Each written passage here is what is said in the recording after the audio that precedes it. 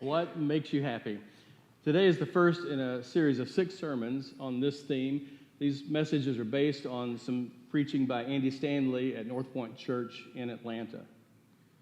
It's really a question that many of us have trouble answering at times. What makes us happy? A lot of people seem to struggle with knowing exactly what that is.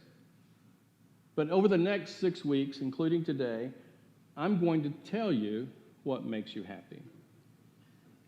I would laugh too if somebody said that.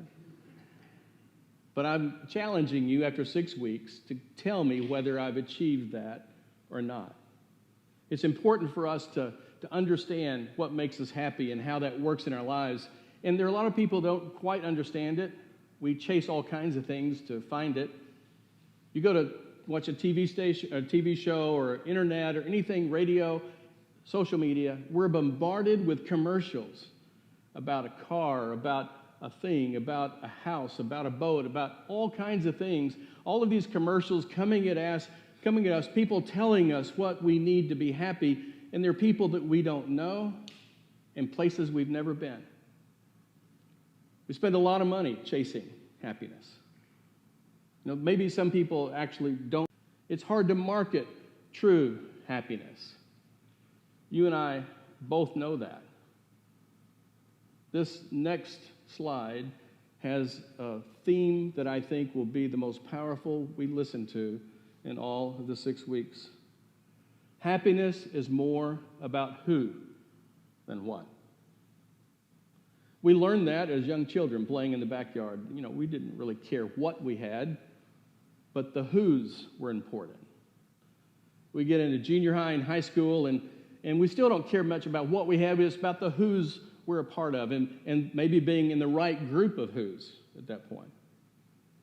And that goes on through our lives as we live this out. In fact, happiness is always associated with a who or two or three or more. If happiness was about a what, it would be so easy to be happy. If you come to me and you said, Terry, I'm struggling with being happy, and I say, look, all you have to do is go home and turn on that 82-inch TV. All you have to do is get in that new car you just bought. And that fixes it all. That will make you happy. Well, the problem with that is that a happy what always leads to a happy what else? What's the next one? How many of you brought a phone with you today? Probably 100%. If you didn't bring one, we'll pray for you after the service. But I'm going to tell you something about the phone. It's old. Even if you bought it last week, there's a new one. And there'll be another new one and another new one. And I'm happy with my phone. I've got the latest version. But somebody is going to come along someday and say, there's a new version which makes mine old. And that happens in so many ways. But the truth is, if an aging what deflates your happiness, then you don't really know how to be happy. Just an example of how it's about the who's in our life. For those of us who are parents, we know this truth. A parent is never happier than his or her most unhappy child. Everybody in the family can be doing great. But if one child is not happy, I'm not happy. And that's particularly true of grandchildren, let me just say. If your children aren't happy, grandchildren aren't happy, it's difficult to be happy. Why? Because our happiness is tied to a who and not a what. We long for children, we long for friends, we long for relationships. We see someone who's has fallen in love and has a great relationship, we long for that kind of connection as well. Because you realize that in the end, you will have relational, not possessional, regrets.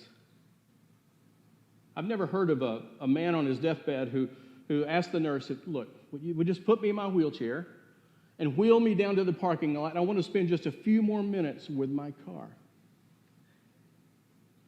Or what woman has ever said on her deathbed to a family member, go home and in the closet up on the top, is that very special pair of shoes. Will you bring them up here? Because I just want to hold them one last time. That doesn't happen because in the end, you will have relational, not possessional regrets.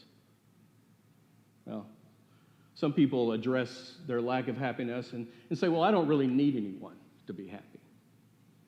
Two groups of people say that. It sort of divides down the middle. One group are those who say, well, I don't really need anyone, but they don't need anyone because they've always had someone. They're surrounded by who's. They've got large family, lots of friends and other things, and they're walking through life, and if you challenge some of those folks and say, well, you need people to be happy, and say, well, I don't need anyone, I'm happy. You don't even realize.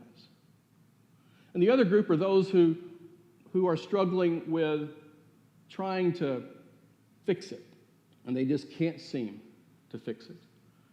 They try this or that. The trouble is that when we get what we want, we tell ourselves, when we can't get what we want, we tell ourselves we don't really want it. Looking at Facebook, and I see 3 friends are going to go to lunch, and I didn't get invited. I don't like that place anyway. I see a friend fall in love with somebody and start a great relationship, and I don't have one, and I say, well, that's not worth the trouble. I don't want that anyway. When we can't get what we want, we tell ourselves we don't really want it. So when you look around and you find people that are truly happy, one of the things that makes them stand out is they're at peace. There's a presence about them. There's a comfort level about them. There's an evenness to them. They're really at peace. They're at peace with themselves. You're around them and they seem very, very comfortable in their own skin. They know their flaws and their strengths and weaknesses, but they really have a sense of themselves. And they're at peace. They're at peace with others. You observe their relationships and you realize that all relationships have bumps in the road and conflicts, but they're always pushing to resolution. They're always pushing to reconciliation because they know that to have peace, they need peace with others and themselves and possibly God. I say possibly God because there are a lot of people in the world who have found some sort of peace, but they don't particularly have our view of God and who God is.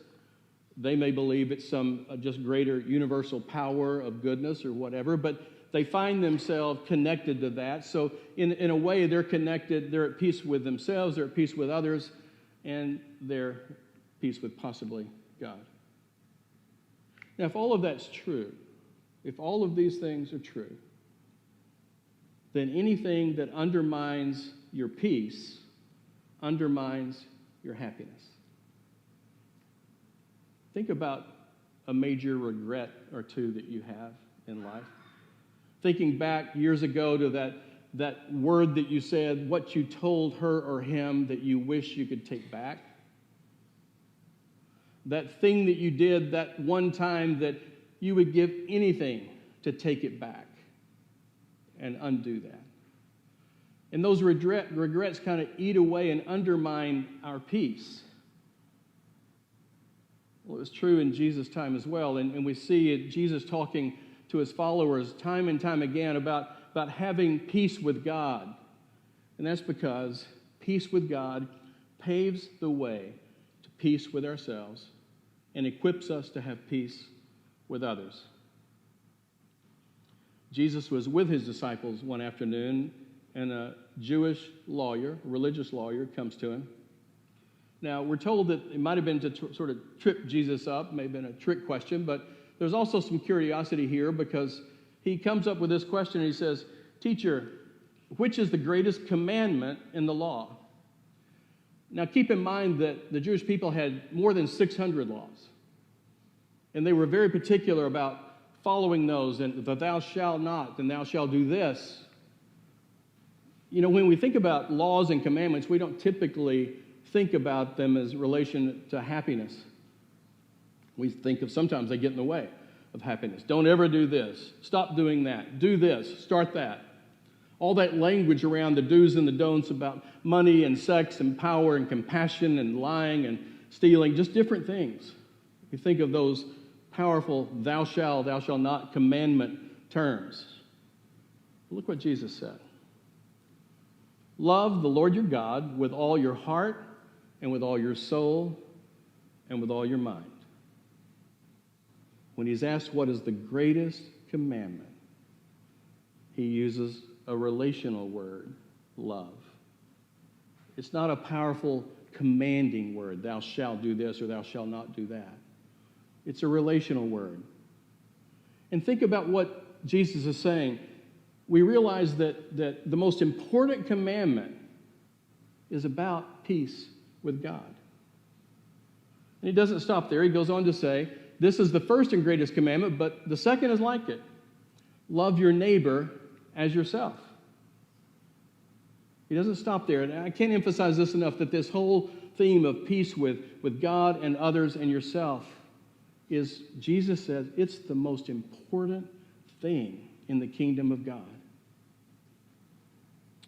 Well, many of us think about God and trying to be happy, and sometimes we believe that God is in the way of happiness. You know, I can be a Christian or I can be happy. Growing up is about the do's and the don'ts, and so I can be a Christian or I can do what I enjoy.